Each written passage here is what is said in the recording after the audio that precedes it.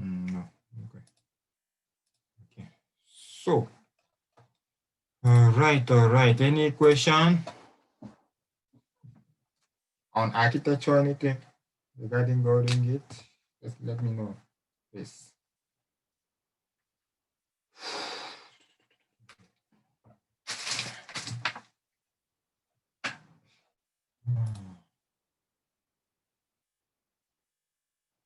Any question, guys, please?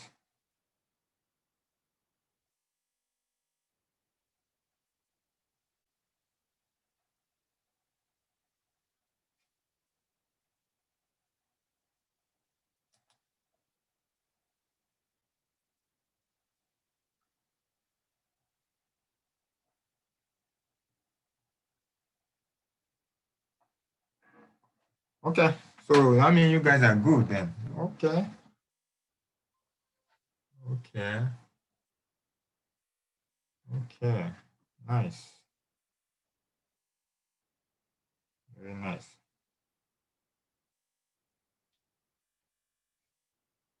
The battery recharge.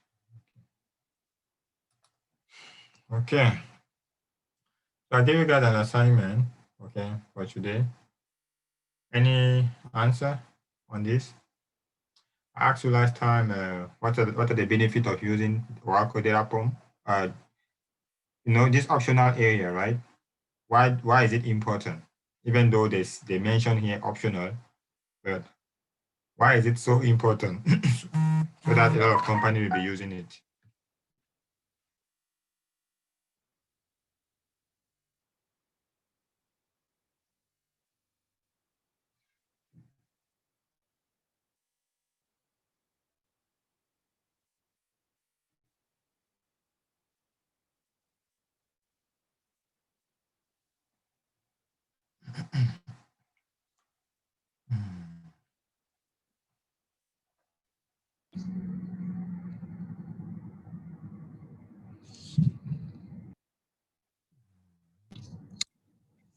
Mr. Gaetan.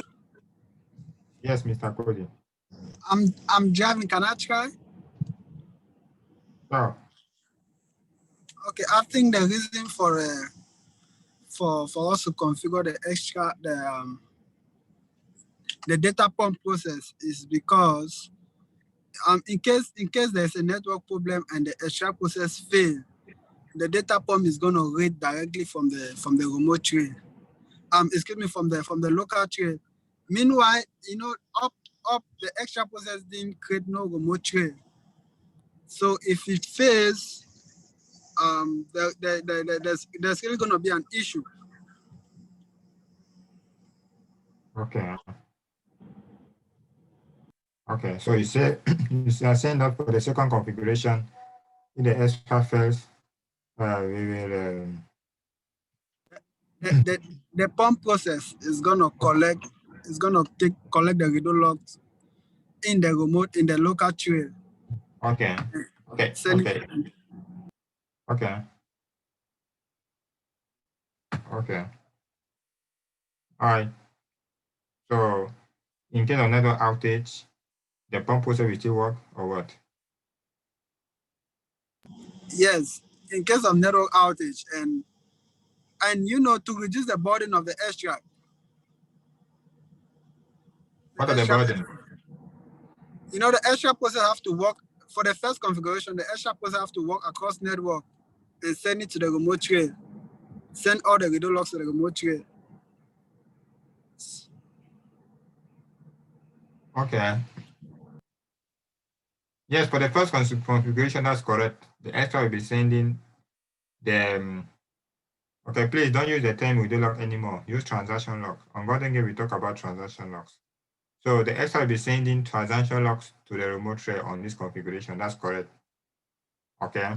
And on the other config, what are the limitations on this then? Maybe I'm not getting you right. Use the what are the limitation for the first one or the second one? Any of them, because you say that you have some burdens, right? Yes, like for the first configuration, the extra has a lot of burdens to send the transaction log across the network. Okay. And in case if it fails, the Golden Gate process will not, the whole configuration will not work. That's why the second one is more advantageous, because the pump process is gonna, it's gonna send the transaction log across the network. Okay. Okay. Pump process sent across the network. Yes, that's true. That's very, very correct. Okay. Sorry, I have a group that contacted me and I want to make sure they are for me evening before I. Okay. Okay, Landover group. Okay, so yeah, they present. So most of them attend the morning class, so they present. Okay. Yes, Mr. Koji, you are correct. Okay. You are right. So yes, what happened is the extract doesn't keep transaction logs, for long. It's not like the extract is not a storage, it's just a process. So a process just perform a job, right? It does its job is just to capture and send, not to hold logs. So in the first configuration, which is the default one, okay, normally we just get it and send across the network to the collector. The collector, you don't even configure it. Whenever the manager is running, the collector runs as well. So so it means the extra will just send everything across the network to the collector, and the collector will write to the remote trail. This is the remote trail. Now, what happens if we have a network outage? Because in the first scenario, the extra has to travel, right? Okay, the network, cross the network and access the target server. Now, what if you have network outage or network is slow or whatever? Will affect the extract, will affect the capture process. Okay. So, and in that scenario, if there's no network, the extract won't be able to send anything to the collector. And if the extract is not able to send anything to the collector and the extract is not, his job is not to keep log for a long period of time, the extract will just fail, go down. Okay. So, and that will stop. Okay, the extract will go down. So log won't be captured. Now, why do we need this? Because you have two options. Either you choose the configuration or you choose the second one. You cannot work with both. So with the second configuration, which is more beneficial than the previous one, is that you see here you have a storage. This is the storage. Look, the trail file is a storage. It has a size. So the extract, instead of sending across the network, the extract will be writing to a storage first. Now there's another process that will read from this storage and now send to the network. What's the benefit? The benefit is that it will not stop the extract from running or from working. So the extract will keep on capturing and writing to the trail. Even if the network fails, this guy is not affected because it's not crossing the network. The one that will be affected will be the data pump, right? Because the data pump is the one that's supposed to cross the network. So this one will stop working. But the extra will keep on working, right? Doing its job. Writing here, keep on writing here. As I was telling you guys, okay, we have what we call checkpoint files located in the DRR-CHK directory check. There's a directory, okay? I wanted to show you guys that graphically, maybe, okay? In the morning class, I show them. The name of the directory is like this, directory check. So when you install Golden Gate, okay, which is very easy to do, there's a directory that's named directory check. So when you will create the processes, you will see something. For now, it's empty because I was trying to configure Golden Gate and I had an issue with my server. So the directory check is where each process keeps its checkpoint file. So in that scenario now, when there's a network outage, then the extract is writing, right? The extract is not affected. It's writing to this storage. Now, because there's a checkpoint file and the pump process went down because there's a network outage, once you bring back the network, okay, it's fine. You will try to start the pump process so that the pump process will start applying, right?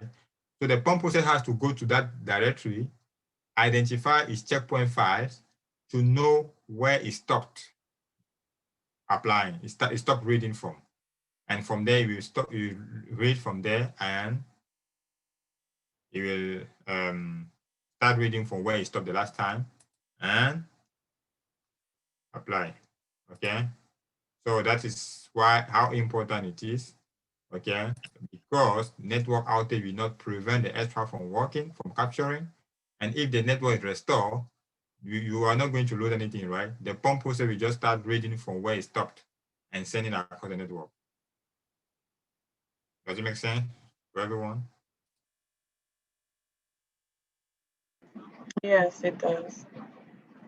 Nice, good.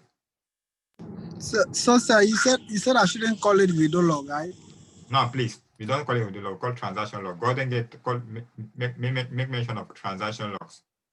Please. So my question is, what if in the case where the log writer writes a lot and the extract process won't catch up? So like the extract does the extract use the archive logs? Yes, sure. The extra can use archive log. You are correct. What you say is very, very correct. You know why? Because online window log can be overwritten, right? The groups can be overwritten. So if I have group 1, group 2, group 3, and you guys know, normally if the archive log mode is not enabled, you know, when a group becomes, when a group is full, normally you should rush to the next one, right? You guys learn that. Let me show you guys. Okay, maybe since it's not graphical, some people, you guys have group 1, group 2, group 3. You guys learned on GB1. Okay, so once the log are written here, this one is what? Current, right? One is writing on this one is current. Which one? Another one can be, okay, let's assume that all of them are, it's the first time you use it, okay? Inactive, inactive. Now, what happened? What happened is, when this one is full, right? When this one is full, there's a switch, right? That's log switch. So once it is full, there's a switch.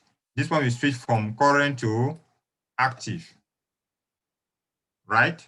You guys learned this, right? Yes. From current to active. Now you start writing here. Now, when this one is full as well, you move to the next. This one will become inactive. When it was written here, it became current, right? So once it switched from here to here, the second group becomes current. When this one fills up, it becomes active as well, and you move to the next. When it start writing, it's current. When it's full, it's active. And when it's done, it comes back to the initial one, and so on. So once it comes back, it was active because it was full, right? So now it will overwrite whatever was here. Okay, so that's why whenever you have archive log mode enabled, whatever was active here is written to the archive log file. That's what you guys learned, right? Or we are not getting it? Yes, we did. Okay, so now let's assume, like Mr. Cody said, let's assume you are coming back to group 1. Group 1 was full, but the extract was down for any reason, right? But the database is still working. So let's assume that this one that were active have been overwritten, okay? But we have them on the archive log. The extra will come. The extra we check the online. The extra will notice that the committed transactions that were on that group are no longer available. So the extra will go to the archive log file. Okay, so whenever the committed record is not on the online Hadoop, the extra will pick up from the archive. Does that make sense?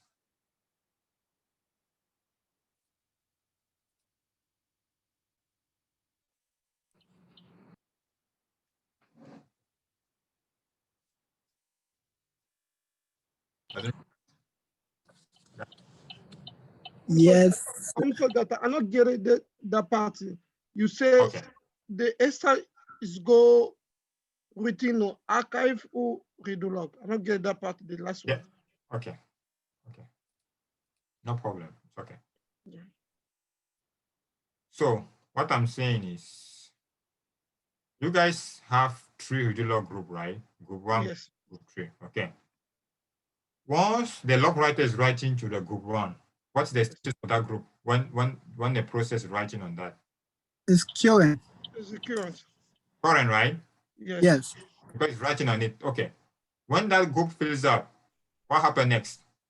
When it's Is full, it it's coming The active? next one. The next one is coming current. There will be a Okay. lock switch. there's a lock switch, right? So, Yes. Yeah. and that group that was full becomes active. And it moves to the next group. That group is now current, correct? Yes. And once that group fills up as well, it becomes active. Then there's another lock switch, and the third group becomes current as well, right? Yes. Yes. Okay. Now, once the third group is full, what happens? It comes back to the group number one, right? Yes. And so on. Now, what? Okay. What happened now if the extract process was down for any reason, right? It fell. Yeah. You had some logs that were written on group one. Let's assume there was a redo here on group one. Okay. It was written here, and this one, the extract stopped working, stopped. Okay. Please. Okay. Let's assume I have redo one or redo two, and the extract stopped reading at this level at group one. So that is the last online redo. This is the last redo that the extract captured. Okay, in order to write in the local thread. This is the last one. Does it make sense? But Yes. so I mean the extract never captured number two. Okay, it stopped at number one. So number two has to be captured. Does it make sense? So Yes. for any reason the extract goes down. But since this group was maybe current or active, when the database is working, so once it goes to group 3, it comes back to group 1, it's going to override whatever was here. Okay, so Yes. let's assume that this number 2 has been overwritten. Now, when the extract, you will start the extract will not find number 2 here again because it has already been overwritten. Does it make sense? Yes. Yes. Where will the extract get number 2 then? Archive. Okay. Archive, because if it's archive lock mode, whenever it's full, for a lock switch, whatever was here, we go to the archive with the log file. I got it. Thank you. All right. Good. Any question? So, sir, we can call the archive log, right? Now you can still call archive. Archive log, the name will still stay the same, but whatever, whenever I talk about Gordon Gate, okay, whatever the extract captures, we call transaction logs. We want to differentiate them from online redo because those logs are committed. That's the biggest requirement. They should be committed. Okay, we don't just, the extra doesn't capture any type of logs. Okay, and those logs are coming from transactions. That's why the name for this is transaction log. Please don't never use redo logs. Never say the extra will capture redo logs in an interview. Okay, I want you guys to get used to this new word, transaction logs, and when it comes to doing it, please.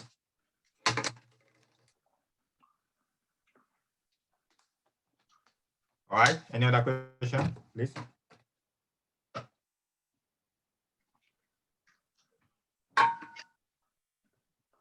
So, sir, in the first configuration, we don't have the collector. Configuration. The collector doesn't exist on the source. The collector is only if it's unidirectional. Okay, the collector should be the one to write remote thread. In this scenario, we don't have a remote thread here on the source. The collector's job is to write a remote thread. That's the only job. So in this scenario, it's unidirectional. So the collector can be found only on the target side.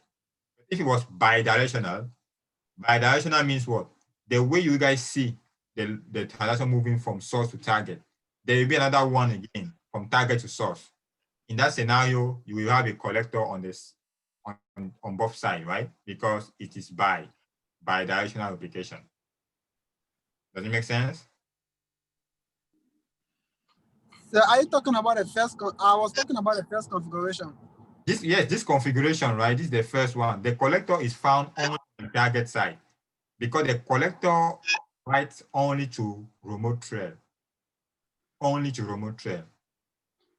So on the source, do we have a remote thread here? No. No. None, right? Because the local thread, the extra is already taking care of the writing to the local thread. So there's no need of, you don't need a collector here. But the collector is found only on the target server whenever you need a remote thread. Okay, so in this scenario, that's why you have only one collector. You don't even configure, you don't even see that. Okay, you don't even see that. You jump something that's internal. All right. Okay, thank you. All right, no problem. Question, everyone? Questions?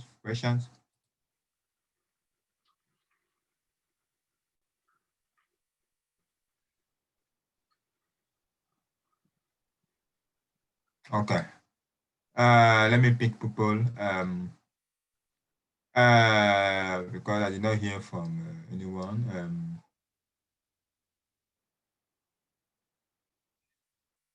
Okay. Mr. Patrick already asked a question. Are you okay, Mr. Patrick? I'm still digesting. Okay. Good.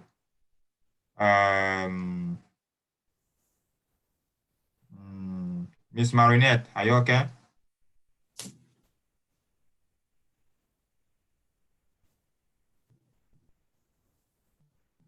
Marinette, are you okay? Not really. Okay. What's wrong? What don't you understand? What do you need clarification on? You were talking about the first transaction and the second transaction, and I thought that the default was the first one was the one at the top, not that one. Okay, not this one. Yes. Okay. The one from the extra to the duplicate directly. So okay. That is what I thought in my mind, that is the default. Okay. Yeah, you almost never see this one, okay? More than 90% of the company will never use this because, network is something, a network failure can happen to anyone, to any company. So it's not something you can predict, okay? You can have issue with the cable and so on. So what happened is you will hardly see a company using this one.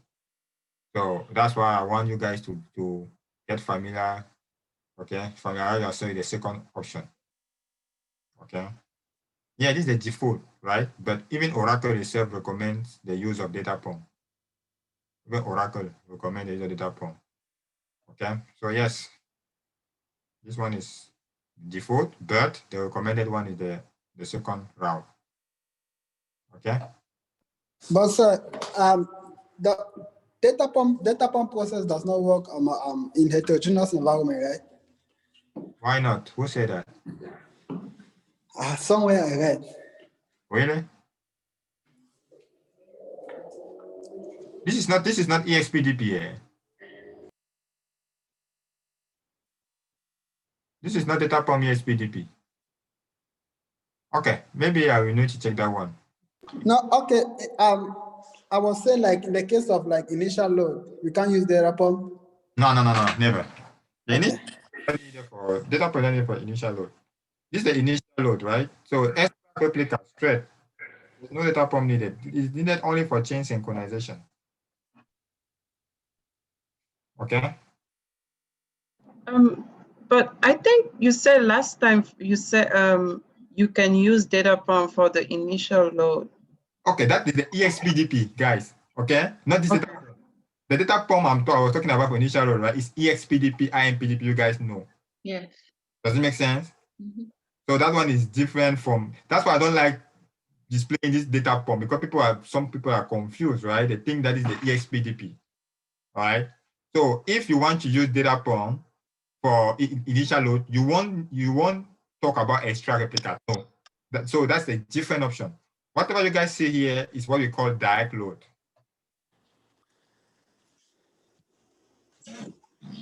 Sorry, sir, I got kicked off.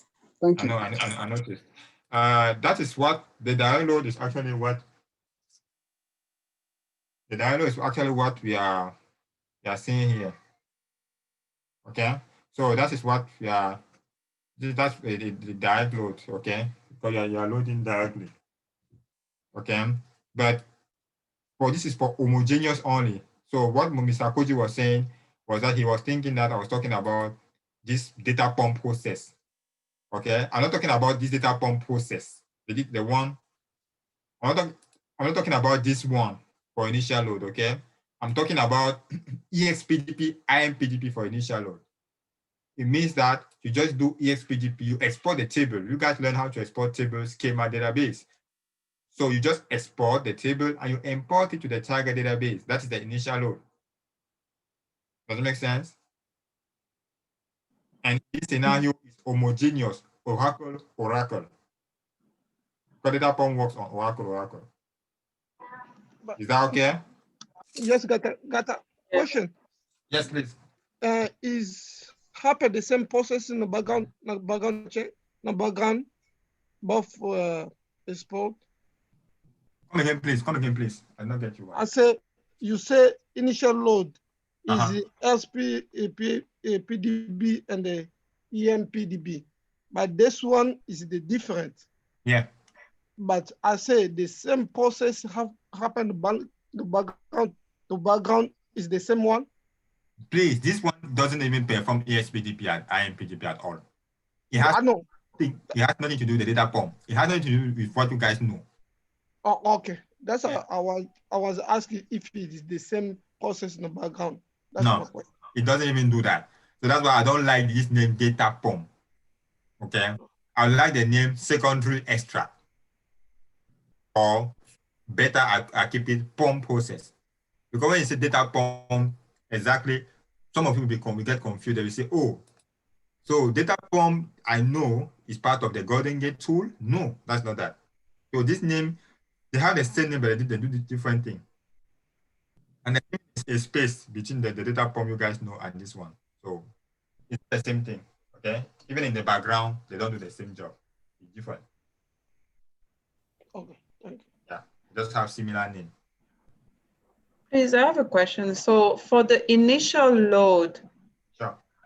is that a way to activate the process? Or, because like I was wondering, could you, let's say you have a table, a schema with all the tables on the left side, and then you go to the other side and you create the same thing without having it go through any kind of like DB link or anything. So would that still be accepted as an initial load? No. You guys know, No. Unless the table on the source was an empty table, right? Have you ever created a table and the row got added inside automatically, in that table automatically? No. Never, right? A table is always created empty, right? Now you insert rows later on, right? Correct? Okay. All Yeah. right. So it means that in order to create a table here, you need to get a GGL of that on how the table got created on the source.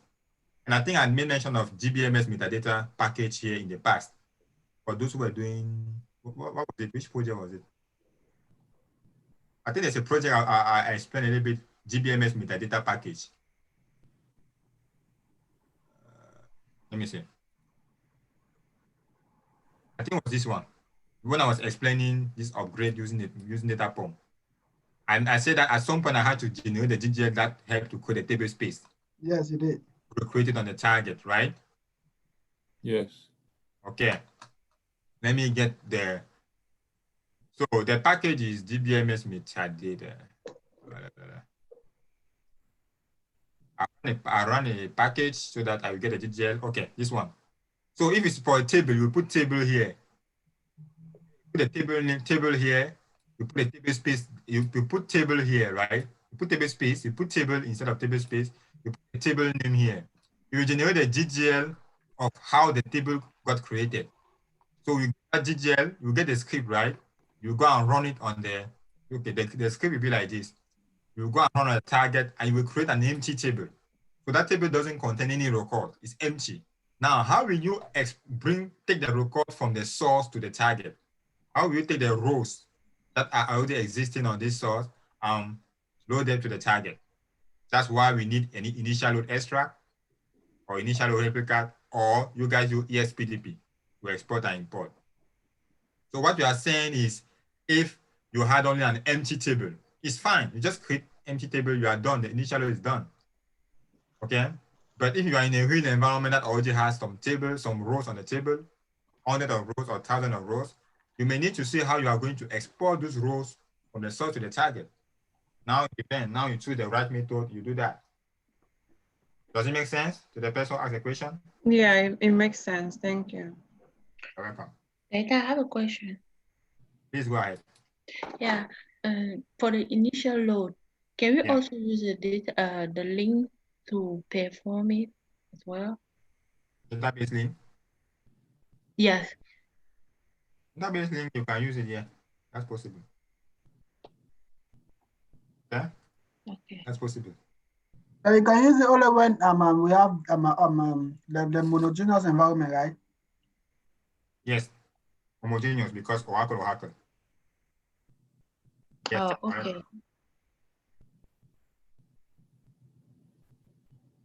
Does it make sense? Yes. All right. Another question?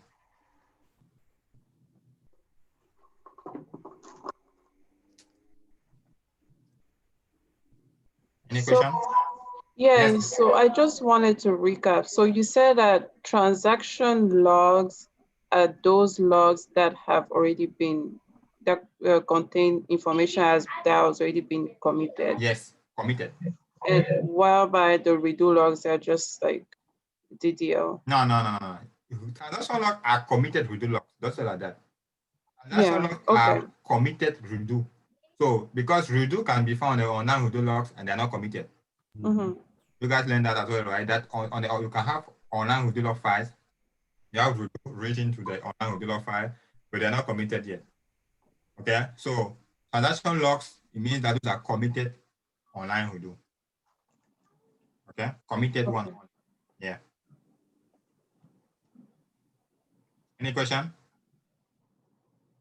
Please get I didn't really understand the data pump process. Can you please take it over, please? Okay.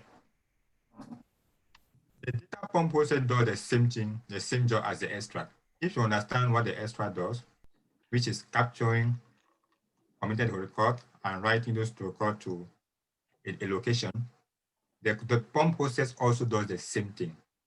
The difference is that the pump process is not capturing from the database, but it's capturing from there. Local tray. So it's reading from the local tray and also is sending it across the network to another process. So if you understand what the extract does, the pump does the same thing.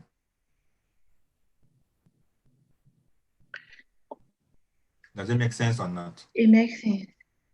Good. And then you said in case of power outage, the extra Okay. will block.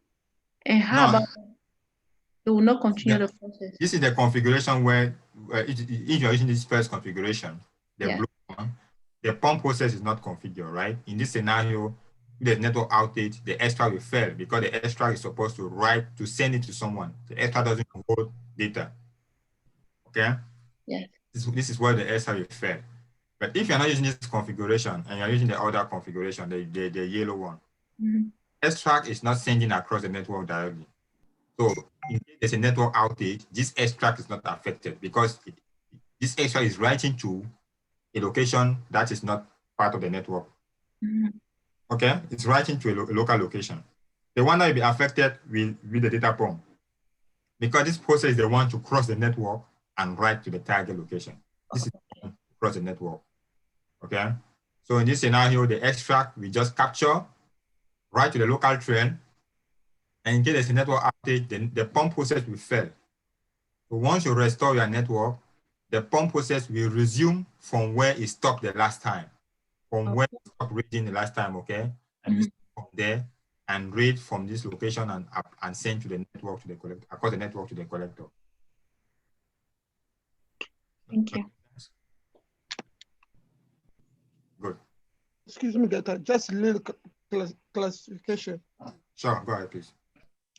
You said the extra is is it take the transaction is commit to the redo. But when you come into the the ESA, I talk about the source party. Is it taking information is commit? Committed to good code only, yeah. Yeah, but and the location, what's coming to the location? Was it the process for the data pump taking the information for the local location?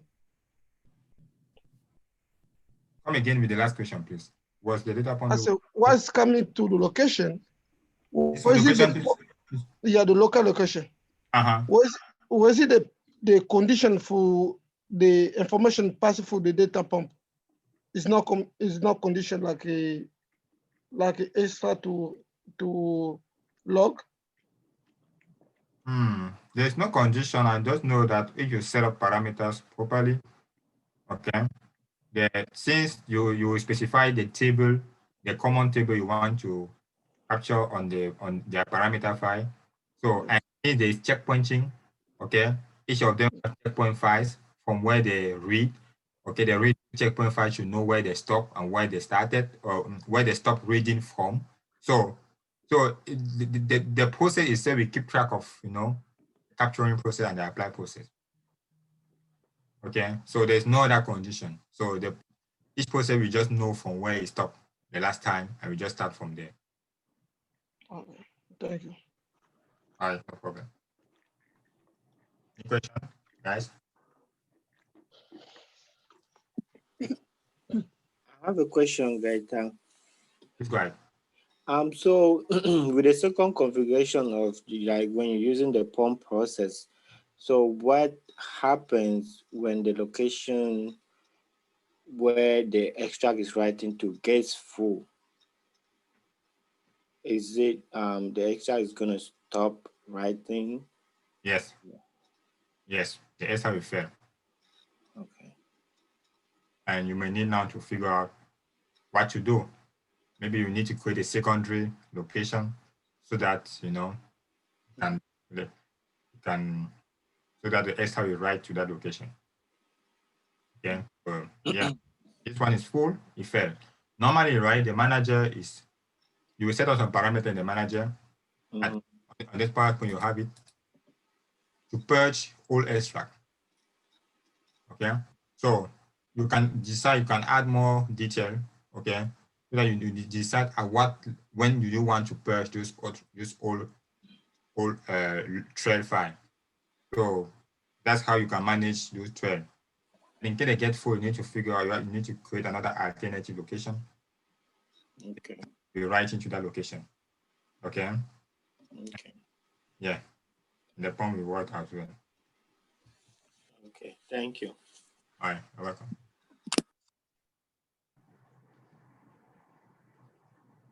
Question, guys? Mr. Gaita, Yes, Mr. Cody. could you throw more light on supplemental logging?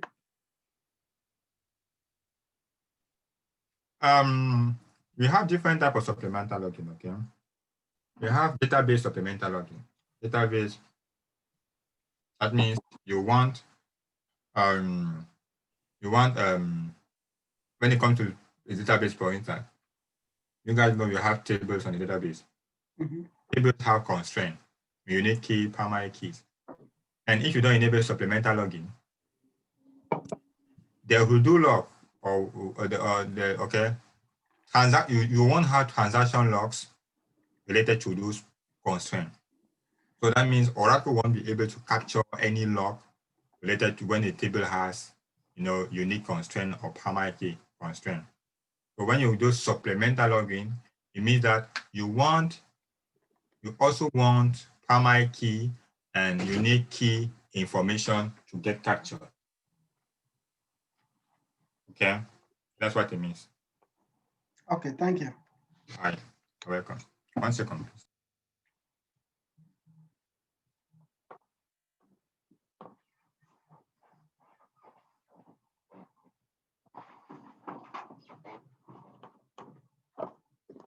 Fali. Yes, Koji. Why is a network always disturbing? That's the problem I have for my network. I pay a lot of money, but I use it myself always. I know. That's America, man. I know, man. Sorry about that, though. Yeah, because the problem for my apartment, we don't have the different one. We got just this one. That's I told them, you guys, you make the arrangement for that company. Maybe this company pay you the benefits for us because I don't need this network anymore because I pay $84 for just one person, but the network always is not good. Stop it. We have All right. to lose. Okay. Okay, guys, any other question for me before we proceed? Any other question? Doubt?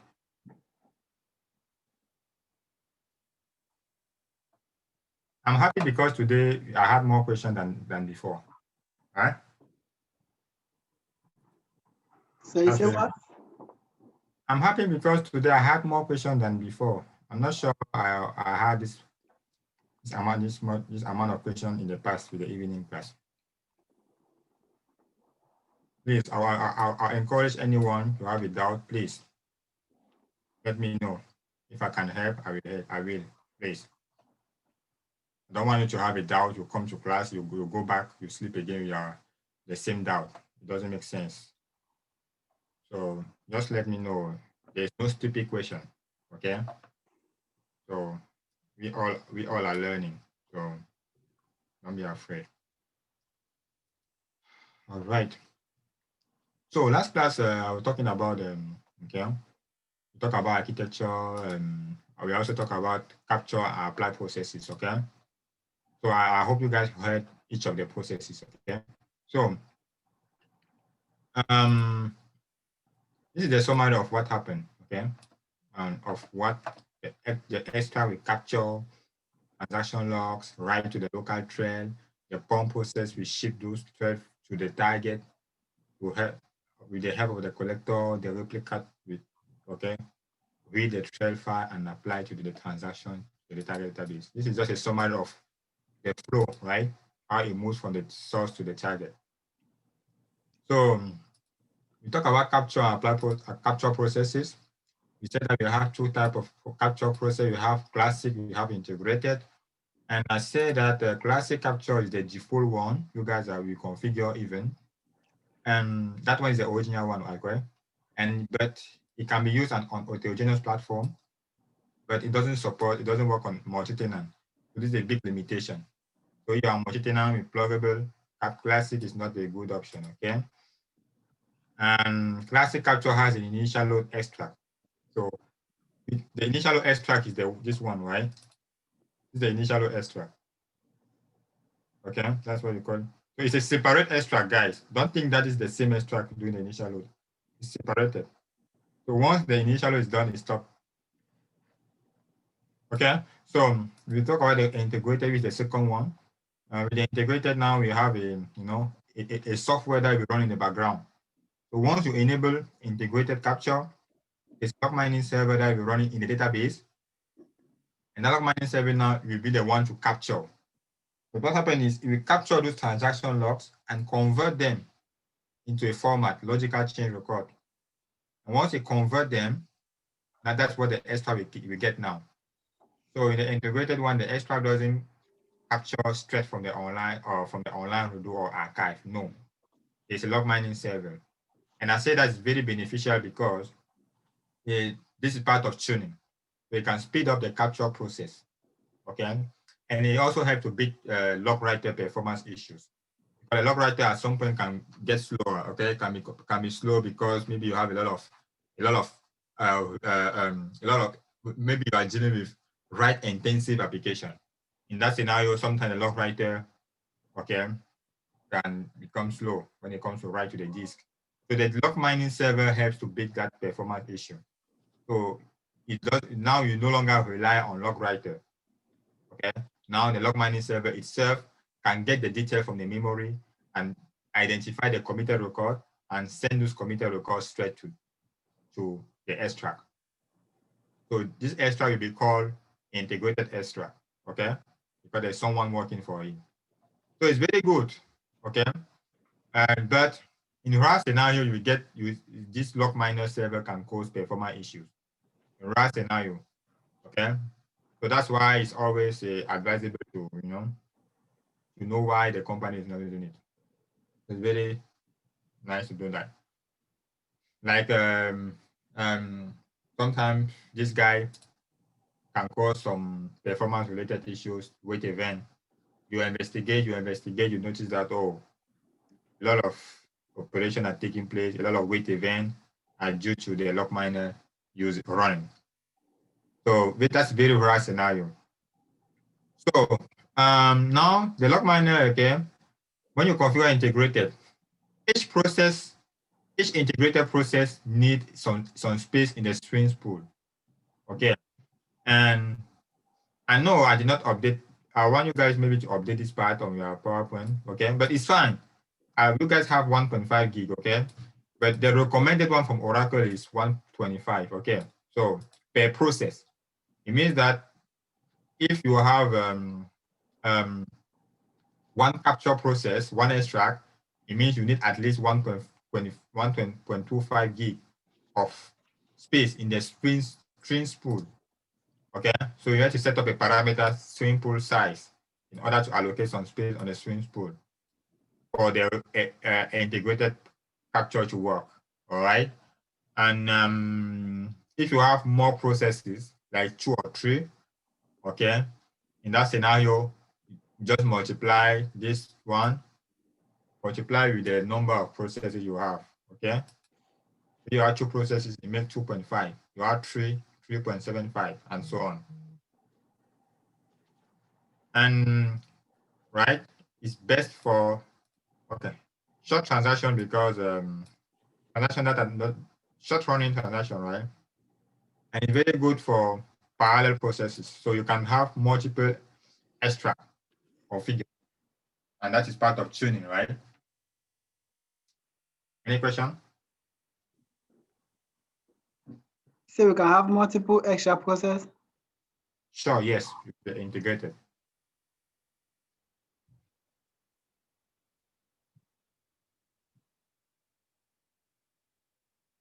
Who wrote on the chat? Let me see. Oh, permission to record. Sorry, I saw your message late. I was not even the host, but if you still want the permission, I will grant it to you. It's now I noticed that I'm the host. I did not even know. Okay. Let me grant you the permission to record.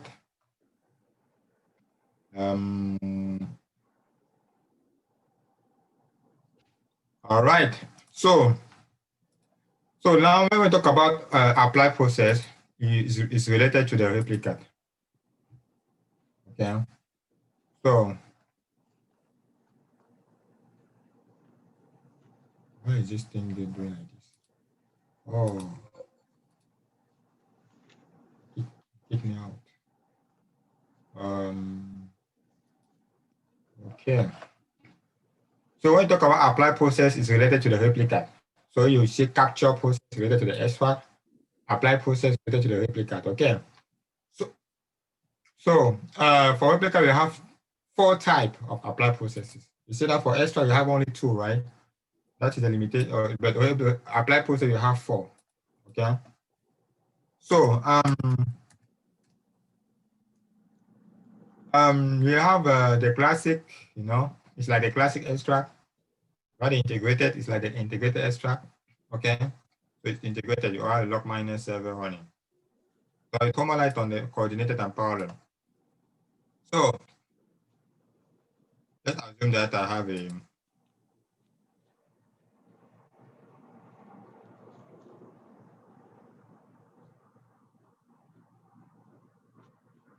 let's assume I have the database here. Okay, who's in the waiting room? Okay. Let's assume I have a database. The extract has to capture the extract EST1. We know that there's a local trail. There's a pump. I call it P1. you know, there's a network. Okay. This point we send it to the collector, call it CL1, and the collector will send it to the remote thread.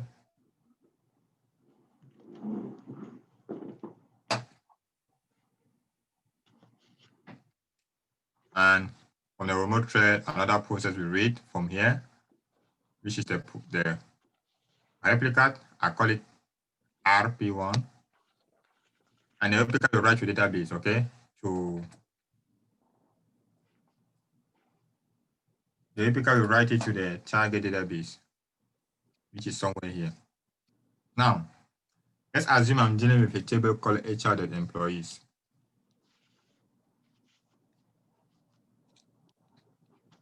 All right. So the table has grown too much in size, right? So it went up to 500 gigabytes data. Okay.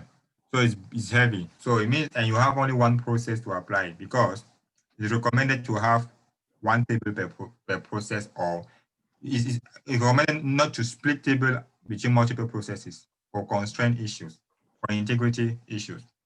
So let's assume this extra is the only one to capture any transaction log related to this table, right? The table is big, so it can affect the performance of the extract, because if there's more transaction happening on this table, the extract also will have to capture faster. Because they say that we have a lot of because we have a lot of you know, a lot of record here, a lot of transaction coming in, right? So it can affect the performance of this extract. What happened is what? Instead of creating multiple parallel processes for one table, which is not recommended, right? You will allocate thread at the schema level, at the table level. That means what? You have only one process, one replica process, right? But in the replica parameter file, you allocate thread. Like data form, right? Like RMAN backup, you can allocate parallelism, right? For a database backup. So you allocate thread 1. You want to know exactly the formula. Google can show you that.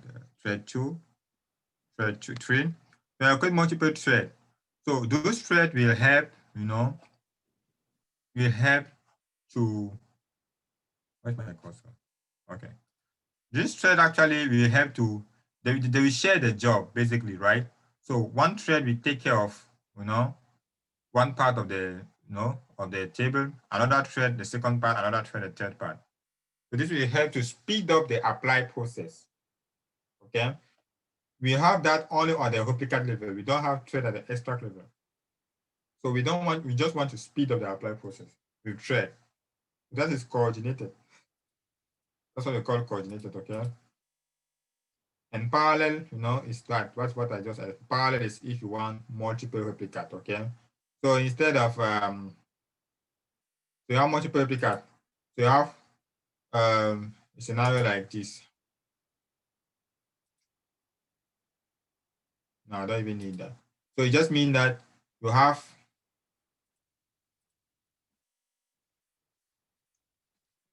ext1. Okay, let's assume you have the pump, whatever. Okay, you have the pump process, the local thread, all those stuff, right? So it goes with replica 1, that will apply. We have ext2, and you go to replica 2. All right, that will apply. So that's what we call parallel processes. So it means that you can allocate scott.emp to ext1, and you allocate hr.employees to ext2, right? So each extract takes care of a different table. All right, so that's how it works. Any question, guys?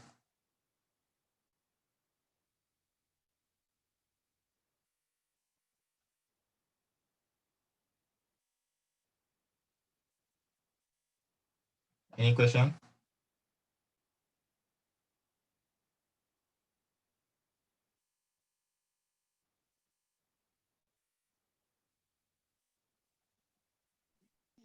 I'm sorry. You can repeat just a little bit, please. I'm not getting. No, the point is with parallel is that you have multiple processes, okay? So instead of having one replicate to apply, because on one replicate, you can still add all those tables in one replicate. You can decide that okay, replicate one, if I don't have a second replicate, right? Replicate and this extract, only do these guys, only this one.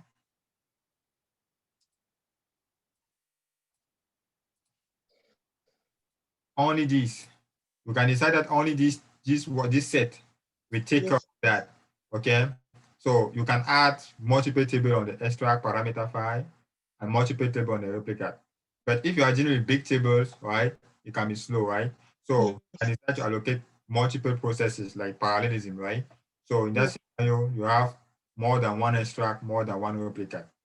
Okay. So you can share the job. You say extract one, we replicate only this set of table along with replicate one. And extract two, we do the same. Different set of table, and replicate two, we apply different set of table. That's what I'm talking about. Does it make sense or not? It makes sense, but you say if the table is too big, but why don't you give the example you give it for two different schema? That's why you make me just confused. No, that is for coordinated. Okay. Very big, and but you cannot allocate parallelism. You cannot split the table, right? You say that okay, one part of the table will be replicated by replicate one, another part will be replicated by replicate two. Because of constraint issues, constraint, primary key uniqueness, you can violate constraint. So that's why we always say it's advisable to dedicate a table to a particular process. Okay, so don't share table. Now in this scenario now, the one you are talking about is coordinated, and in that scenario, since the table is big, let's assume the table is very big, so only one process is assigned to to replicate that table. So if you want to speed up the apply process, you can go to the replica parameter file, you configure thread. So thread are just like schema or table level parallelism. So the parallelism will be at on that particular table. You don't have to allocate multiple replica processes. In the replica parameter file, it's like you have a master process and you have slave processes. So the master process, the replicate, will generate multiple slave processes, and those one will be responsible for applying. Okay, that's how it works. Okay, it's coordinated. Thank you. You're welcome. Question? Good evening. Please, can you explain? Is the integrated capture the same as the microservice architecture? No. That's different. Okay, that's completely different. Microservice architecture is just graphical user interface. Okay, the same. Okay. You can still have integrated capture even in the microservice architecture. So integrated capture is just the way you want the apply process to work. The way you want the capture process to work. They do want it to be classic or integrated.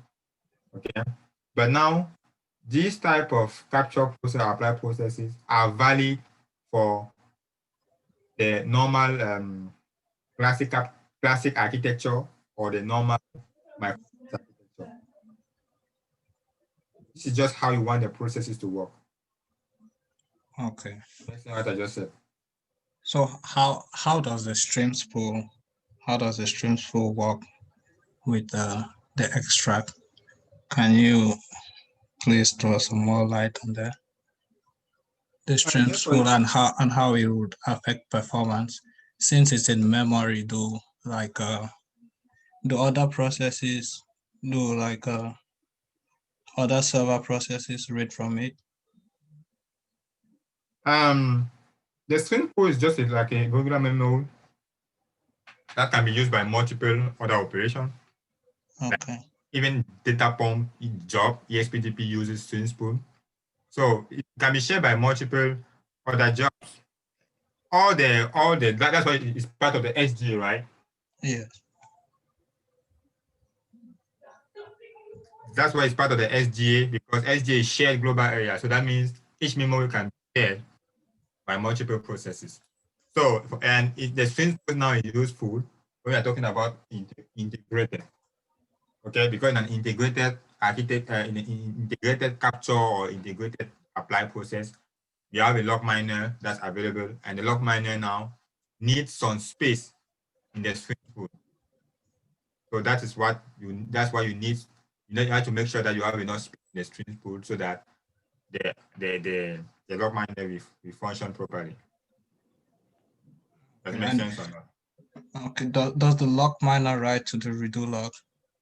It doesn't write. It's just to capture. Okay. It's just to get to read whatever is already committed and send it to the extract. It doesn't write. Okay.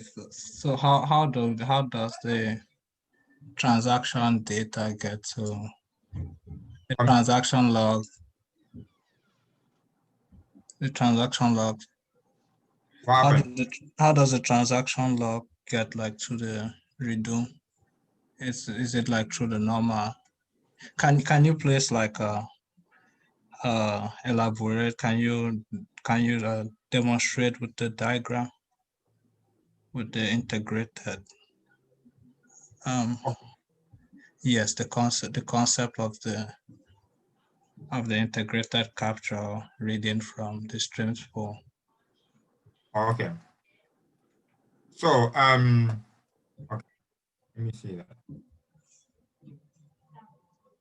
Let me see from this. Where's that diagram?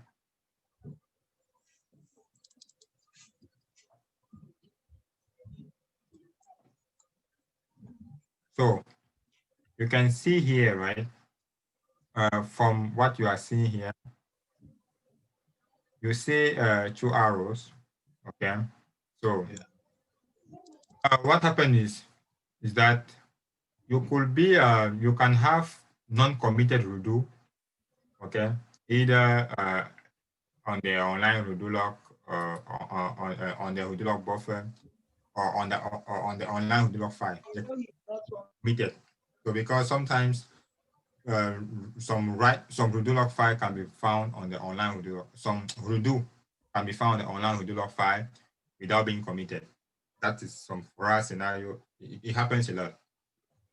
And in that particular scenario, the log mining server, when you issue a commit, okay, on the instance, issue a commit, normally, normally there should be a confirmation sent to you, the user, that the transaction has been committed in the memory, from the memory. Okay. So now in that scenario now, once you issue your commit, the log miner will make sure that, okay, the log miner will help you to detect as fast as possible that transaction that commit, okay, that commit request you perform, okay, because what happens is normally the log writer is the one supposed to do that, or okay, normally the log writer is supposed to when one is written to the disk, then you should receive a confirmation that your transaction is committed. But the log mining server, once you issue a commit, it doesn't care about, speed or the log writer, whether the log writer will have an, will write to the online redo log file, or whether you are going to get a confirmation before you send, before the extra process will capture. What happens is the log miner, once the commit is already detected, because the log miner runs the memory, once it identifies a committed, that means you identify the commit request from the memory, immediately it goes ahead and it detects the related redo wherever it's located, and it just sends it to convert it into logical chain record and send to the extract. So his job is because it's since in the memory, it can easily identify whatever is taking place in the memory. Okay. So you issue commit, it say, okay, this commit is for which particular redo. And once you identify that redo, immediately you just find it, convert it, and send to the extract. So the job performed is the mining job now. That's what can cause performance, because the time for you to convert it, to mine that redo into a logical chain record, that is what can cause performance issues. Okay. And maybe some overhead too. Yes, can cause. Some, yes, okay. of course, sure. Yeah, for sure, yes. CPU overhead. Definitely, it needs more CPU. Whenever you have this, okay, it's a job. It's a job. So whenever you add a job needs CPU to run. Does it make sense? So yes. it needs some CPU to work properly as well. Yes. So if your server do not have enough CPU, okay, so it means that it can affect, the performance of existing job, unless you give the log mining server low priority on the database by using resource management. Okay, you can do that, but definitely it needs memory, it needs CPU to run as well as any other job. Okay, got it. Thanks a lot. I really appreciate it. All right, you're welcome. Thanks. Any other question?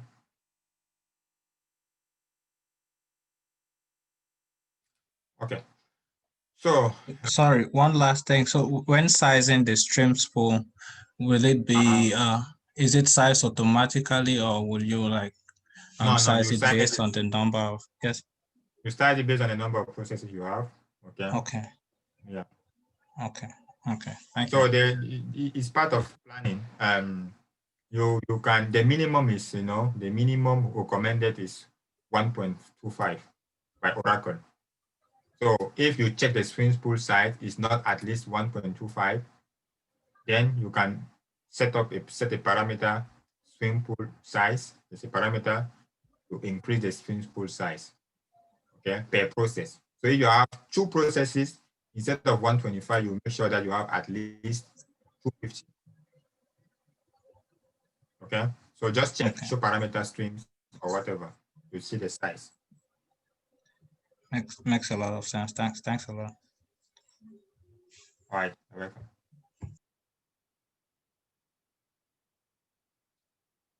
Okay.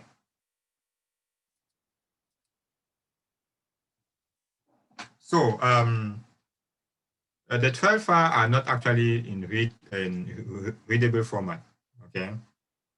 So it's not, you can't open the 12 file, understand, okay, what it means, unless maybe you understand the language they used to create that. So there's a tool that we use to call LogDOM utility that can help you to open the 12 file and understand the content. Okay, so you just need to go to the Golden Gate home, just put /, you call the LogDOM utility. So it should be on the Golden Gate home. Okay, so in few scenarios, it can help you to troubleshoot issues, troubleshoot lags, to make sure that whether the transaction log has been reaching to that particular log, that particular 12 file or not. Okay, so the LogDOM utility is used for that. Sir, Mr. Gata. Yes, Mr. Akoli. I'm sorry to interrupt. I don't know. Is there a the software of Oracle Golden Gate, does it come like 12C, and it does come with a version of 11.3 or what? Because I thought maybe it will apply to all the data, to all the various release.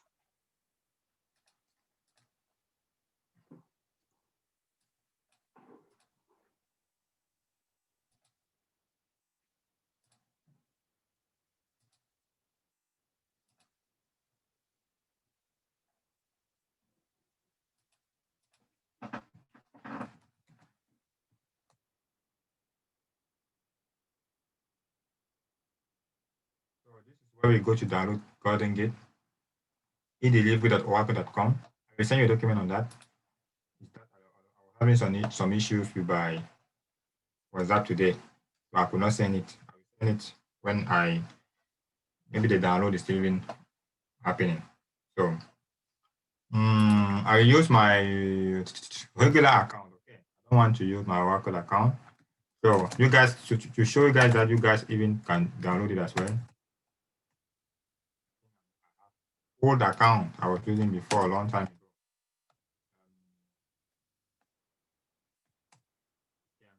So when you see all the version of Golden Gate, okay, see Golden Gate here. So different type for non-Oracle, for Validator, for monitor. Okay, you want Oracle Golden Gate monitor. You don't need that. Okay. So I need only Golden. I will explain whatever is Golden Gate monitor and Validator. I will explain it to you guys. These are the version available. You see here, the latest one is 19.1. You have 18.1, 12. So some people, we jump from 12C to 19C to 18C, okay? We don't have 13C. The only 13C we have is OEM.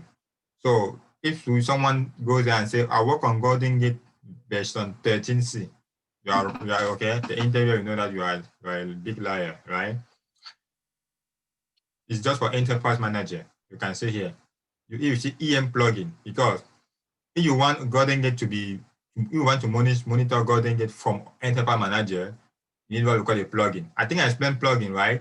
I explained it already in this class. No, I don't think so. Okay. I will explain when I will be introducing OEM 13C. Yes, I talk about plugin. Yeah, it makes more sense.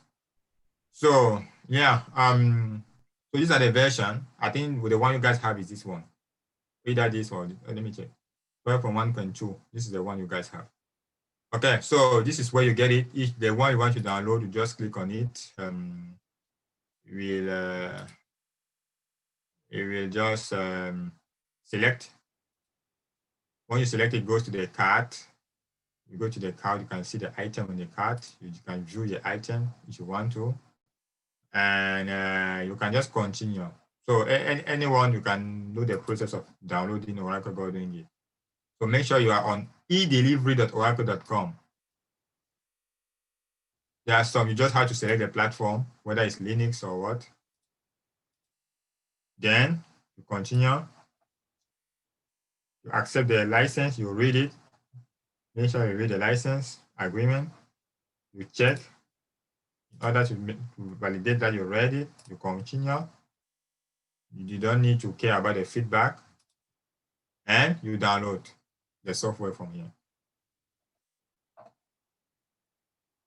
Okay, so I hope you saw the version I was talking about, right? So let's go to the version, and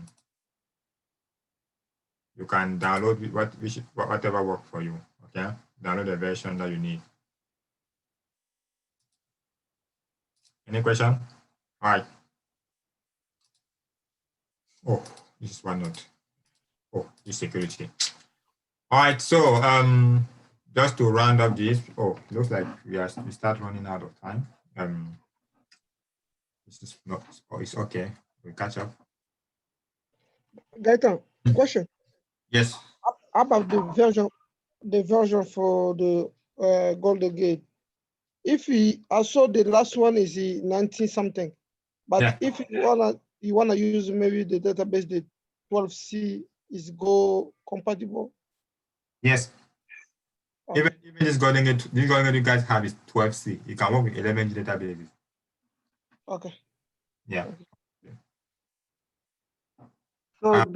So sir, do you mean yes. we can install this very version to even to like the various release we have? Which version, 19 or what? No, the one I thought we have a 12C Golden Gate version. Yes, you can have 12C. You can use it on any Oracle 11G database. Okay. Yeah, 11G and 12C. It can be 11.2.1, 11.2.3, 12C. You work on it. All right. Just get the README file. when you are downloading it, there's a README file. The Oracle will tell you what is used for, where you can use it, where you cannot use it, in which the type of operating system, whatever prerequisite. I talk about prerequisite after this. Okay. Talking about collision. Let me see one second. Talking about collision. Okay. Let's take an example. Let's assume I have a picture like this. What happens is you can configure all of them at once, but you just trigger the initial load. This one will be running, right? But the initial load, because the initial load is there to load the data first from the source to the target. That's the first time the data is being loaded from the source to the target. So, if there is no transaction, okay, happening there, right? No update on the table. When the initial load will be completed, this one will take over, it will work. Okay, we run after. Now this one will just be there to wait for any new update. But now, let's assume you are in an active environment. So you configure coding it on a database that's running, and user are accessing the table, updating it, performing GML, DGL. In that scenario now, the extract, this extract, right? Let's assume I perform an insert. This extract will capture that insert because that insert is related to the table that's performed. Let's assume the initial is running. That insert, when it's coming, will be captured by this extract. And also, since there's a new change and this other one will have been configured already, this extract will also capture the same insert. So this, okay, because you insert on the table, right? You will capture the redo of that insert as well. So in this scenario now, you have two extracts that capture the same insert. It means that if we leave it like that, by the end on the target side, we will have duplicate record. Okay, because both captured. So we have a parameter called handle collision. Parameter on the replicate parameter file. Duplicate. So that once, if two are run at the same time, the initial and synchronization are taking place at the same time, and both capture the same GML, the first one to write, the fastest one, if the initial is the fastest one, it will write to the target. Now the second one, when it's coming, with the handle collision parameter, Oracle will know better how to manage it. So that's why on this table, okay, on this table, this is how Oracle will manage. If you is duplicate insert, Oracle will convert the second insert into update. So it means that if you perform insert in the table, the first one will go through, but the second one, Oracle will convert it into an update. Okay, so if I'm updating the same value, if the salary is 1,000 and I say update equal 1,000, I did not change anything. Okay, so that's what the handle collision will do. If it's two update coming, that means on the source side, user will performing update. So one update will be going through the initial load, another update will go to the CN synchronization. So the first one to get there will be applied, but the second one will be ignored. Okay. Same thing for delete. That's the same thing. The first one is performed, the second one is ignored. This is an important one I want to talk about. Okay. It is regarding Golden Gate monitoring and troubleshooting. We have multiple tools available for Golden Gate. Okay. Monitor, Validator, all of them are tools you can download, install, set up. These tools are used to monitor Oracle Golden Gate and troubleshoot some of them. Okay. So the first one is OEM. You guys know OEM. You just have to make sure that you have the plugin available. You guys remember I show you OEM plugin here. So you can see here if you want a plugin. The plugin will actually help OEM to be able to monitor. That's what will help you to see Golden Gate from OEM. Because on OEM, it's not just for databases. You can use OEM to monitor application. And you need a plugin on OEM in order for you to monitor Golden Gate. So that means you can monitor Golden Gate from OEM. We also have Validator. You see that you can install, you can download Validator from here. You can also download the other one, Golden Gate Monitor, from here. We will talk about it. Talk about it now. Golden Gate Monitor. I don't even know where it is, but it was somewhere here anyway. Okay, so now let me talk about what are other tools you guys are not familiar and you never heard of. So you guys heard of the OEM as well, at least. What is the Golden Gate Monitor? The Golden Gate Monitor is that tool that can help you to monitor Oracle Golden Gate. So whatever you do on the command line, you can do it on the graphical user interface. So you can install Monitor to manage it graphically. And I think I sent you guys a document that will help you understand how Golden Gate Monitor works. And also I will send you guys a video.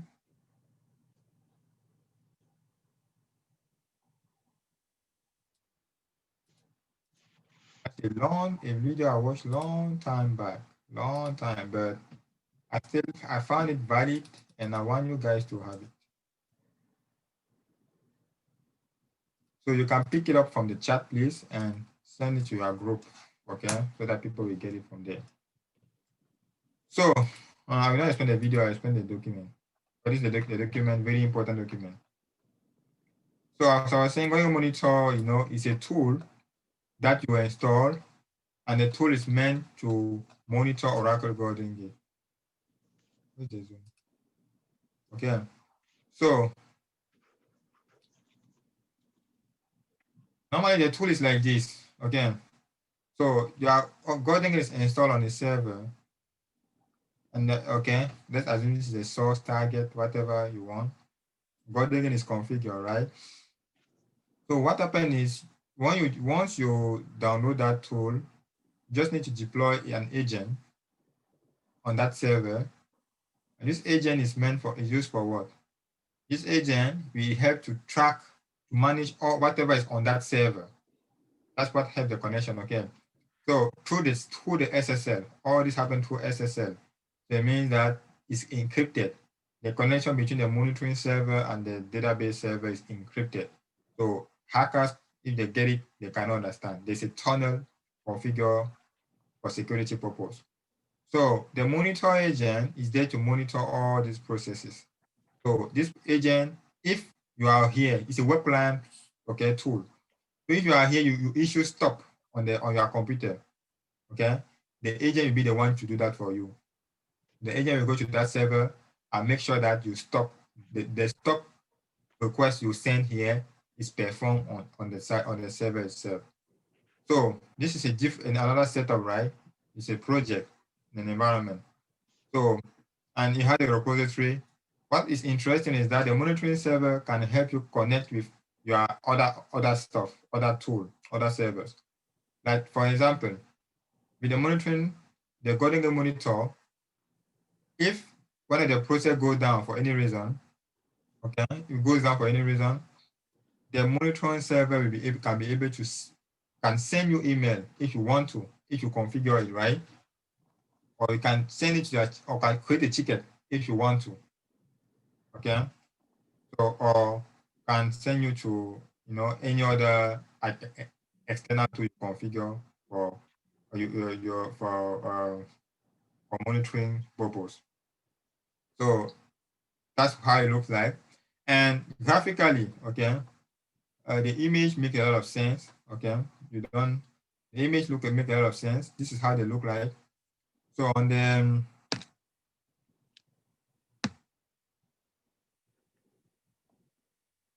it looks like this. So on the left, you can see the host, you see the instance, okay? All the instances on that server you can see. And for this is instance number 1 here. You can see capture delivery. It means that this instance has at the same time the capture process, the same time the apply process. It means that this is a bidirectional, because bidirectional means what? It goes and it comes back. Okay, so that means you can have the classic and the extract and the replicate on the same server. So here you can see the databases monitored by Oracle Golding Monitor. Okay, and you have multiple tabs available. The first tab is the logs. Okay, you can select a capture process from monitor. You just select it. You can stop it, kill it if you want to delete it completely, or start it. See, it's easy. Okay, so you can also identify the logs. So if, for instance, processes are down for any reason, you go to logs. You will notice that each process has its own log file, report file. So you can use the logs to troubleshoot. You can read the logs, understand why it went down. Okay, so you also have another log called Golden Gate error log that throws everything. The logs, I show you guys here, that's just a report. You have discard file. Whenever you delete something, it goes to the discard file. It's like the recycle bin. You can also go to the discard one. The ggserr.log is the log file used to troubleshoot Golden Gate as well. It's like the alert log of Oracle Golden Gate. So it's possible as well to go there for troubleshooting purpose. So the tab is just go to log. Configuration tab is when you have parameter file. You can configure the parameter whenever you want to create a brand new extract or update an extract. Use parameter file to do that. Okay. Problem, whatever you had as problem, we display that.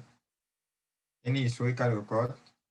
Alert definition is also what's important. Alert history is in case you set up some alert, right? The history of all the alert you set up. Alert definition, very important. That's what I want. It helps you to define an alert. If you want maybe to send a failure to maybe to a monitoring tool or to someone, you can configure alert with Oracle Golden Gate with Golden Gate Monitor. Okay, alert definition. So you see that in this scenario, for instance, you just have to specify, you want to set up an alert. Maybe you want this is an example of alert that they are setting up. So you just have to specify the alert name, how severe it is it a warning or critical? You specify here. How long do you want the alert to last? For 30 minutes, you specify here before it's deleted. And what is the condition for this alert to be triggered? Okay. If the lag is greater than 3 seconds, for instance, I want an alert to be sent. I want a warning to be sent to my server, to my email system. Okay. That's basically how it works. You see here now, you want a lag, you want to assign user. You specify the user ID, not the email ID, right? The user ID is enough for you to know, to choose which user you want, to receive alert. To be informed when if there's any alert. So I will advise you to go through this document as well, and yeah, and watch a video. I'll send a link here. Oracle Golden Gate 12c feature, you have them. I talk about integrated. I talk about we know that we have support heterogeneous, but on 12c we have more platforms supported, even on 18 or 19. OUI support, because the graphical user interface starting from 12c when you're using Oracle Golden Gate 12c. So you can support that. You can also support CDB. These are just some new features on 12c. Probably we have more, but not Oracle related. And just to finish all those stuff, talking about important files and directories. So I made mention of the report file. earlier on Guarding Monitor. That's where each process writes its report. If a process fails, you will get the detail from the report file. You get why it fell, right? You can get why it fell from the report file. The parameter file is what you set up in order to create a process. You need to update the parameter file. So each process has its own parameter file. It's located here. I'll show you guys with this one as well. The ggser.log is the log file for Oracle Golden Gate. I'll also make sure this discard file, whenever something is deleted, is written there. You have the trail file that is located on DDA. That is where the that's where the trail file where the extract write to, or where the OP card read from. Where the checkpoint file I was talking about is located in this directory, and it's where each process go and read to know where it stopped the last time. We have process status file to check the status of the processes, but you don't really need this one. You can issue some command when you're configuring it. It's very easy. You also have temporary files where you have temporary file is in this directory. Okay, like a temporary table space, right? For some operation. And you guys need to go to this extension. Additional question for you. So try to answer what you can. Any question for me?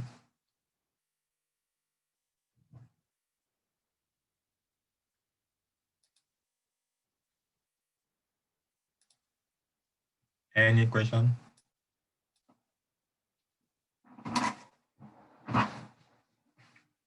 All right, guys, I need to drink a glass of water. Let me take 5 minutes, okay? And we start from this one, from the requirement.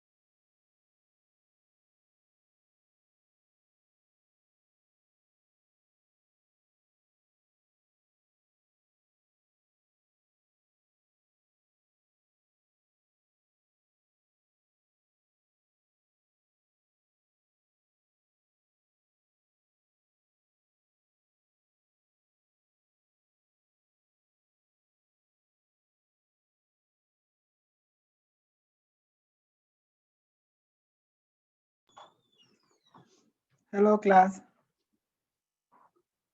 Hello. Hey, Koji. Yeah. Can anyone access this our server? No, mine is not working. Mine was working the whole of the afternoon, but just this evening, it has stopped. No, since last night. Oh. I'm still down. What's really happening? Yeah, I guess they're still working on it. Okay.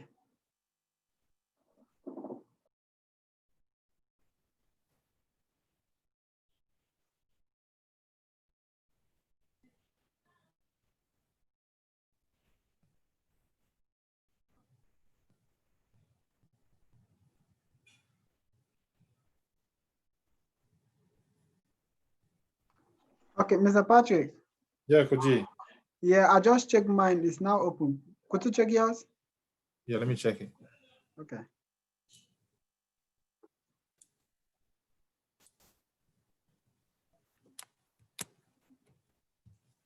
Yeah, I think it's now good.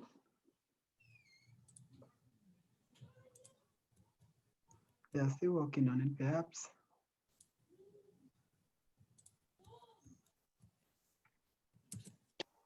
Koji, Yes, ma'am. is WinSCP working? Oh, let me check.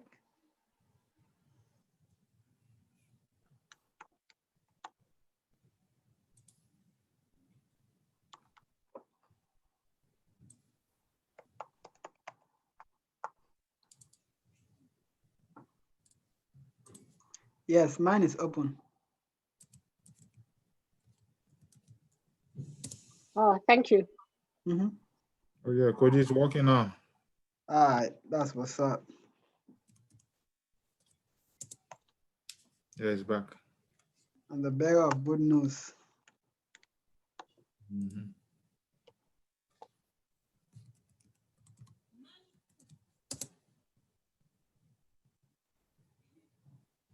Yep.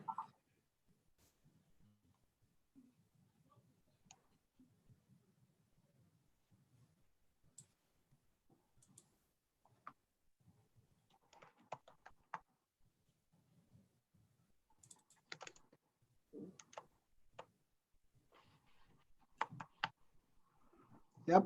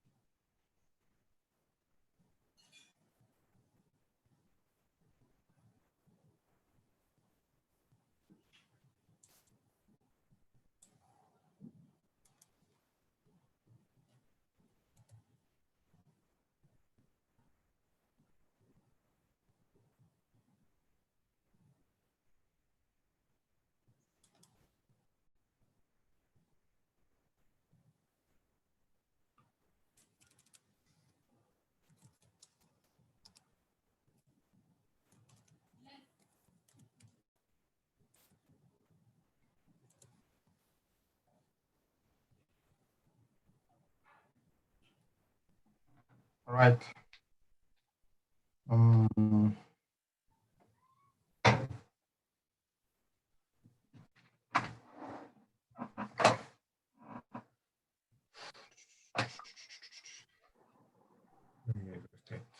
Tired. Okay. So we have some prerequisite to be performed. Sorry, I downloaded something here. I need that to send. Okay, I use the ask for update on WhatsApp, whatever. I want to send this document through that.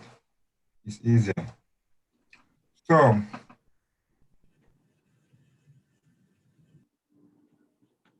let me see.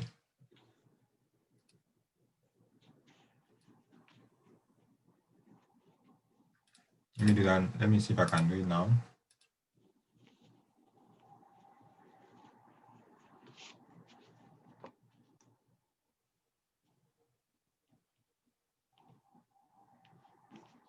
Okay. So let me see if I can edit it now.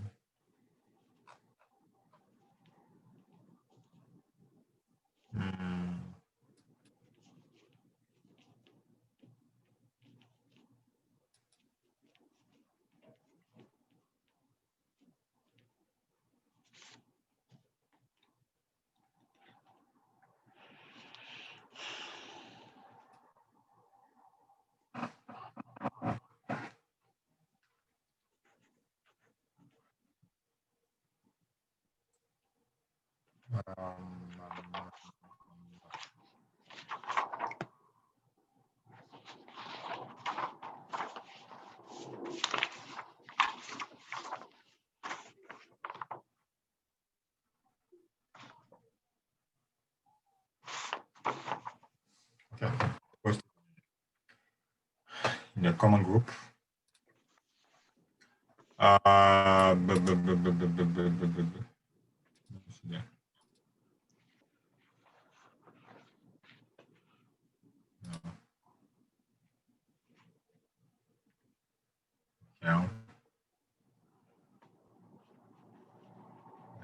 Okay. 26. Let me pick and send it in there. Yeah. Golden Gate. System requirement. All right, I posted in the common group. Okay, so I will save it by now. All right. Okay, let's proceed. So before you install the Golden Gate, okay, software, you don't just, jump to the server and install like that. There are some prerequisites that should be met, okay? And this document is Oracle support provided. That is what you get even, okay, when you want to install. You get to the README file. The README file will send you here, okay? That's why I open it for the morning class somewhere here. So, yeah, this is the what? Oracle. Okay. So all whatever prerequisite installation, I got everything from here, okay? So it means that if you want more information, I just summarize, but I just got what I found important. When you need more, you can go here. So you get to your work environment, this is what you will use, okay, to configure Golden Gate. So you have some prerequisites. You have memory requirement, okay, because we have to configure Golden Gate based on the amount of data we want to replicate. You just also have to take into consideration how busy, how active is the database. Do you have a lot of transactions happening? Okay. Is it quite intensive? You have to access that. You have to know how frequently they are committed. You have to know how frequently Redo lock are generated. So it's part of the assessment. And also you have to know, and based on that, you know the number of Golden Gate process you want. Do you need only one extract or you need more than one extract based on the load you observe on the database? And also you may need to consider the amount of RAM, okay? You need to get the RAM, right? Because the RAM is very important. If you have more RAM, then it can improve the Golden Gate performance. So considering, make sure you have enough RAM. Otherwise, you have the swap space will start being used, right? So, and whenever the swap space is used, you know that there will be a performance impact, simply because the swap space is on the disk. So it means you are sending processes to grab memory from the disk. That will slow down things. That's why we always say have enough memory in order to avoid or prevent swapping. We have some other requirements, disk related, okay, storage. If you want to install Golden Gate itself, if you want the UI, Oracle Investor Installer, if you're on Linux 11G, you need at least this one. On 12C, you need at least this size. If you want to do manual Golden Gate installation without having to call a graphical user interface, you have smaller amount of space required. Okay, so what makes this one asking for more space? Because it's a tool, and the tool, there's a Java application running in the background. So if that application, when you download the Golden Gate, it will come with that, okay, the Java-based application. So in that scenario, that's why you need more additional script, and it increases the size. You have to make sure that you have enough space for the disk. You have to make sure you have enough space for the temporary table space, for the temporary, for the temporary disk.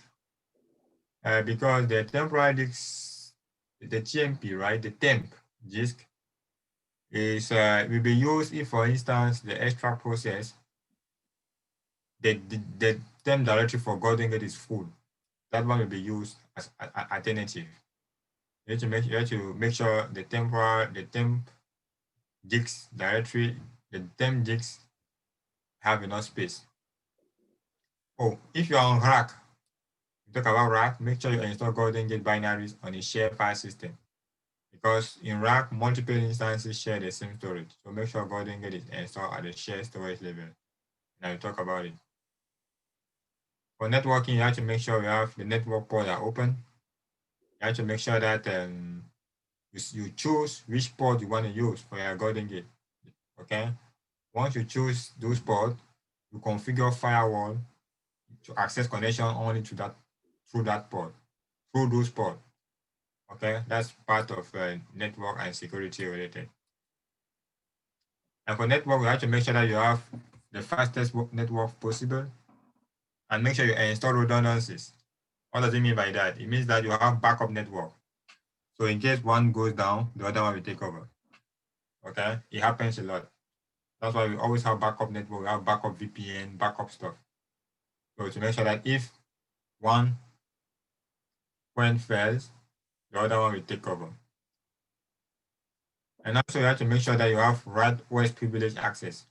If you are Oracle user, you are good. You don't have issues. You have already the privilege. But any other user, you may need to grant, read, and write that user in order to be able to install Golden Gate. And also you must be a member of Oracle of the group that owns Oracle instance. So maybe it can be a GBA group, or it can be sys operations group, and maybe a other group, right, with Oracle privilege.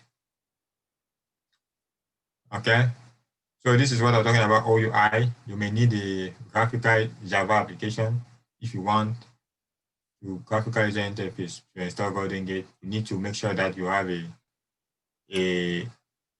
a platform that is Java enabled. Database related, make sure database archive log mode, other stuff. Okay. And if you are using integrated capture, make sure you apply a bundle patch. And this is the document ID. You go to Oracle support, you find it.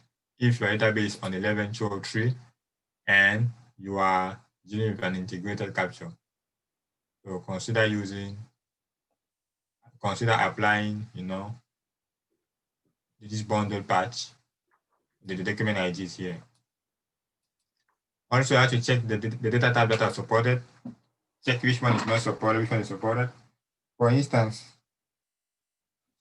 invisible column are not supported.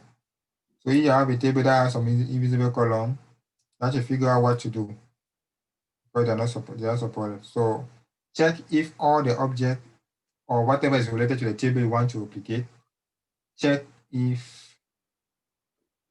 that these objects are supported.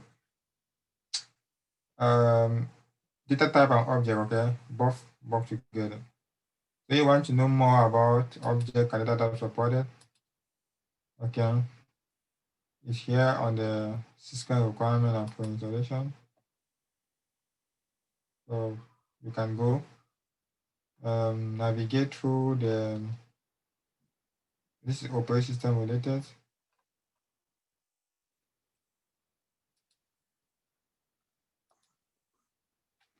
Yeah, you can scroll down.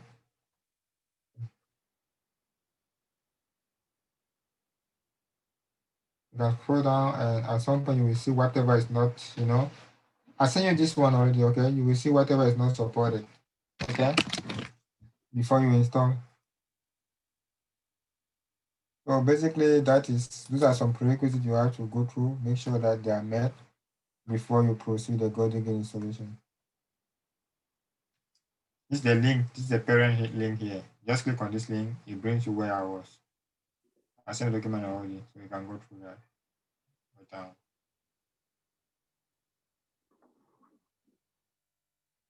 All right.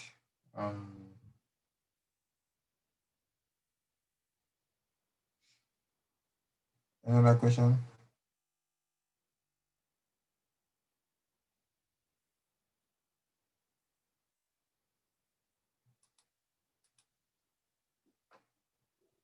Any question?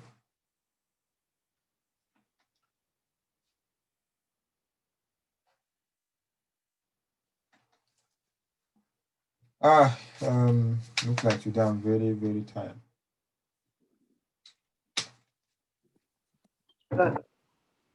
Yes, question? Yes, sir. Please go ahead. So where can flat filtering of the data or the column, where can we configure it? Come again, please.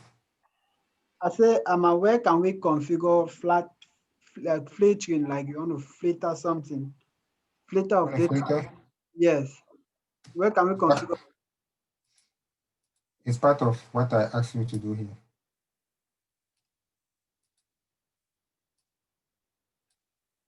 Okay. So learn how to use key calls. Okay. I don't understand. Go and read about key calls. That's part of the extension. Key calls is what you need. You just add it on the POM parameter file, key calls. You specify the column you want to capture from that table only on the key calls parameter file. Parameter. Okay. You add it. You put in bracket what column you want only, and only that column will be shipped. The target. Okay. Okay, sir. Yeah, this is the parameter. That's why I put it here. So go and read about it if you are interested in how you can duplicate only columns.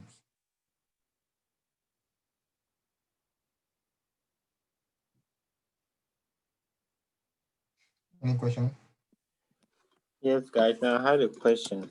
I was reading about the log DOM, and it say it's recommended to use it only with the support of a Oracle analyst or like a really experienced GoldenGate user, because it might affect like the data or checkpointing. I don't know if you can talk a little more. Is there any way you can aspect Yeah. the data? Yeah, lockdown is very complicated to even understand. Right? It's even difficult to, when you open it, you need to understand what all those metrics were. And you see a lot of people will hardly use it. Okay. So yeah, you're right. It's not that easy to read, to understand all details from the lockdown utility. Okay, that's why they mentioned that. Okay. You can go and Google, you type some command. There are some commands to navigate on it. You will see that some detail you don't understand them. Okay, so an expert has to explain to you every single detail before you make a decision. Okay. Thank you. All right. Okay.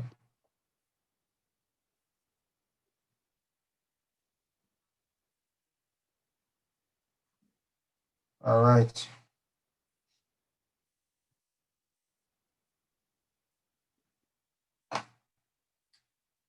Coming to GoldenGate security.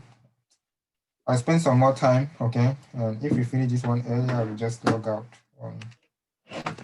Yeah, need some rest. So, GoldenGate security, I cannot complete this topic with this project without talking about security part, because we always have to make sure that the data is secure, right? Whenever it is at rest or in motion. So you guys configure transparent data encryption, okay, for data at rest. So GoldenGate as well, you have to use GoldenGate to make sure that data that are being captured or reaching to the local thread or remote thread are secured. And also while crossing the network, they are secure as well. So that's where GoldenGate security comes into place. And I will advise you guys to know at least one security measure in GoldenGate, okay, before you go to an interview. Because you will always have one security measure implemented in GoldenGate, always. At least one. So we have, okay, it's applicable, for microservice architecture or classic, okay? They work for both. These are some security options: data encryption. This is for data at rest. This can also help for data in motion. This one as well. This one as well. So I will talk a little bit about data encryption, okay, and especially master key and wallet, okay. So this one works a little bit like GGE, but you are doing it at the level of Golden Gate. So related documentation, you guys will find that right here. So open it and see what is inside, right? So, and it will show you how to implement wallet and password encryption, okay? It's very important so that it can help you to protect your trail file, to secure your trail file. The key will be stored in GRR WLT, okay? But if you want to change it, you can change it using a global file. But this is where the key is located. Okay, it's like the wallet, you guys know the wallet master key, so that it works like the same way. So go through this link, you will see the steps of how they implemented it. Okay. Now this one for the data at rest and data at rest. Okay. So this one is also another option. You can use N-key. You want to know how to use encryption key. Okay, this is the procedure.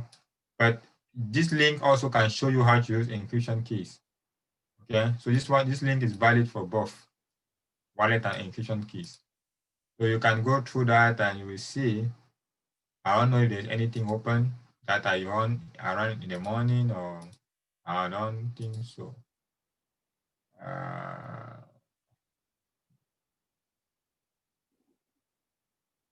Let me see.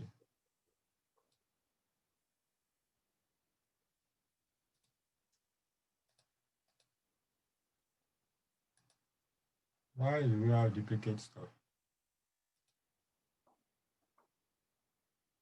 Why?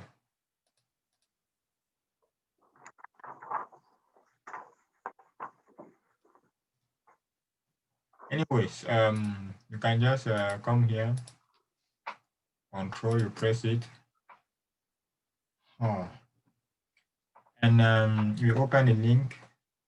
You can see how to implement wallet. Just you have to create a wallet, open the wallet, add the master key. Okay. You list the master key. It's exactly like TGE, but the difference is that you are doing it from GGSCI, Golden Gate. Easy to implement, so you can try. And the other one is encryption key, right? So even that one is down.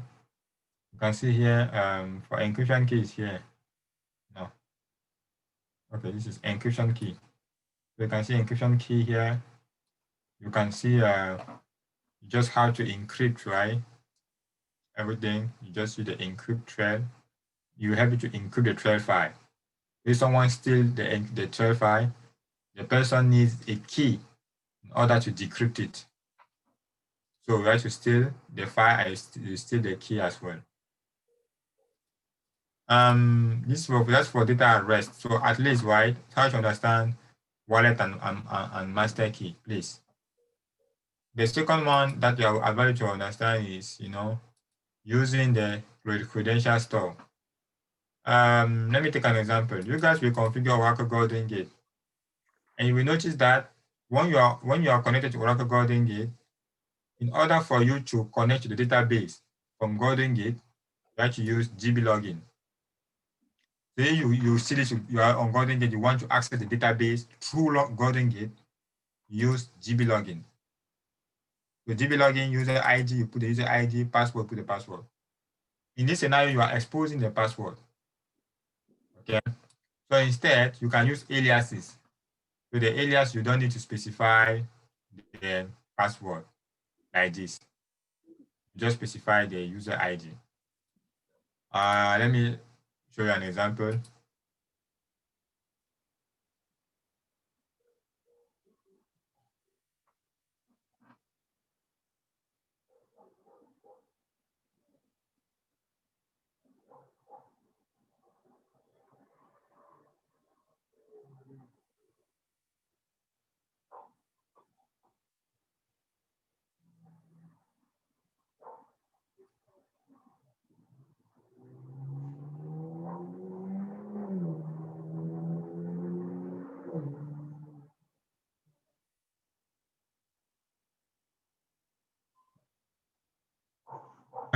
instead of using that, you are exposing the credential. You will create a credential store. We have some command to create it. And now you will just need to use alias. You see here that now you use GB login. You put the user ID alias, you just put the alias. But behind this alias is attached to a user and a password. So for security reason, you are not exposing the credential. Okay. So, and it also goes with the parameter file of the processes. Okay. For instance, when you guys will be configuring Golden Gate, you guys will learn that on the processes, you will need to specify the user ID and the password. So it means that if someone is able to access your parameter file, that person will have Golden Gate credential, and it's very, very dangerous. Because having this credential, it means the person will be able to access the database, and the person will have a lot of privileges. Because when you create a Golden Gate user, Oracle recommends, there are some privileges to grant, and one of them is the GBA privilege. So you can't just expose it like that. That document I sent to you, okay, all those prerequisites are there, okay? Like if you want to do preparing the database, for instance, you will see that at some point there are some credentials.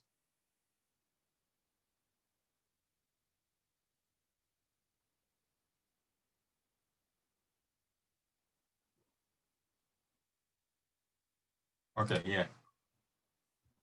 So when you want to create it, they will tell you, okay, if you are on 11.204 and later, these are the privilege you have to grant: resource, connect, alter any table. You can even see here that there's GBA privilege required for DGL. So it means that if someone is able to steal this credential, the person can access the database and do very bad things, right? So what happens is you can also, with the credential store, you can also encrypt this. So instead of having user ID equal whatever, you just put user ID alias, you just put the alias. Okay, so it will help only the person who knows the password, the encryption key, will be able to get the credential.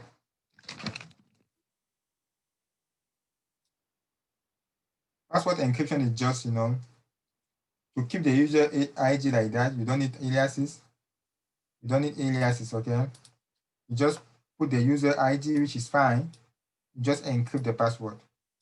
This is the type of encryption we use where I was working. We're using password encryption. And any other type of encryption, you can see the step of password encryption here. Okay, so that's all what I got for security. Any question?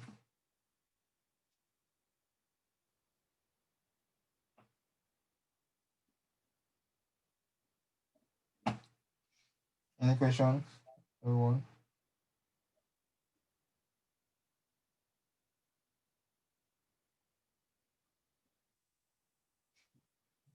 All right, guys, so I send you all the necessary document. So please go through that. Read whatever you can read, okay? But start implementing. Read and implement. So, all right, guys. So thank you for your time. Have a nice, good night, and see you Wednesday. Okay? Thanks. Thank you.